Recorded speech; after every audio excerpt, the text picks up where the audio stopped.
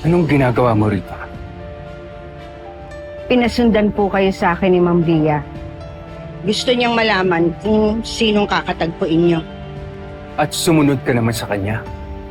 Opo. At tinawagan ko na siya sana para sabihin kung sinong katagpo niyo. Babaliw ka ba? Ha? Bakit mo ginawa yun? Ngayon matatakot kayo? Natatakot kayo sa multo na ginawa ninyo? Para sabihin ko sa'yo, wala akong ginagawang masama. Bakit kayo nakipagkita kay Rosel? Dahil ang boss niya, ang bagong kasosyo ko sa negosyo, si Madam Masinta. Siya nga inutusan para makipagkita sa akin. Pati nga ako nagulat eh. Nagsasabi po ba kayo ng totoo? Nasabi ko sa'yo, wala akong ginagawang masama.